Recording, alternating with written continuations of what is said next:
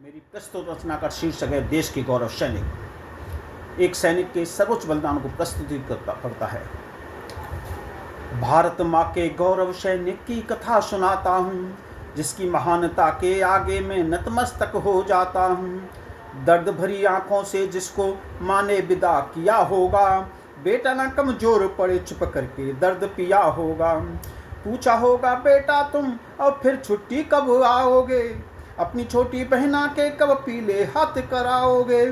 नई नवेली दुल्हन भी बाहों से लिपट गई होगी, विदा समय प्रियतम को उसकी सांसें अटक गई होंगी। रात समय चुपचाप अकेली सिसक सिसक रोई होगी, कर कर याद प्रियतम की बातों को रात कहाँ सोई होगी। छोटी बहना ने भाई से कुछ ना कुछ मांगा होगा, अब के आओ तो भैया ये तुमको तो लाना होगा। भाई ने भी बहना के सिर रखकर हाथ कहा होगा, तेरा दूल्हा लाऊंगा शर्मा कर भगा दिया होगा। छोटा भाई जो बचपन से साथ तुम्हारे खेला था, ठगा ठगा सा खड़ा रह गया आज अकेला था। छुट्टी खत्म से पहले ही उसको आज बुलावा आया था, देश सुरक्षा की खातिर सेना ने उसे बुलाया था। जा पहुंचा सीमा पर फिर वो सारे रिश्ते भूल गया, मातृभूमि की रक्षा में वो सारे किस्से भूल गया।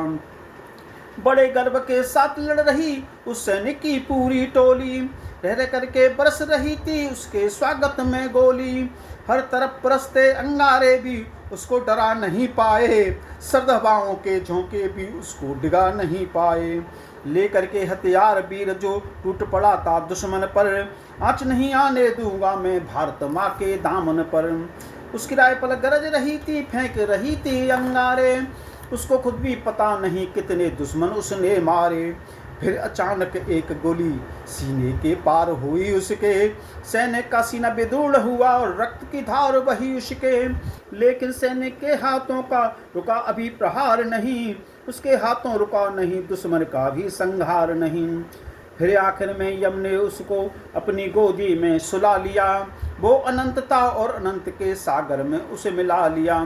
सुनी शहादत घर वालों ने, कोहराम मच गया आंगन में, ये कैसा तूफान आ गया शांतमयी इस जीवन में। माँ भी रोई भाई रोया, रुदन हो रहा घर घर में, पत्नी तो बेहोश हो गई सिंदूर मिट गया पल भर में। पवन भी रोया गगन भी रोया, रोने लगे सारे तारे, वृक्ष भी रोए पर्वत रोए, रोए नदियाँ और नाले। कंगन रोए चुड़ियाँ रोई रोई माथे की बिंदी, उस अभागिन का सब कुछ लुट गया फूट फूट रोई नदी। भले कहें सोलंकी हम वीरों का शोक नहीं करते, लेकिन ये भी सच है उस नारी के आंसू रोक नहीं सकते। जय हिंद।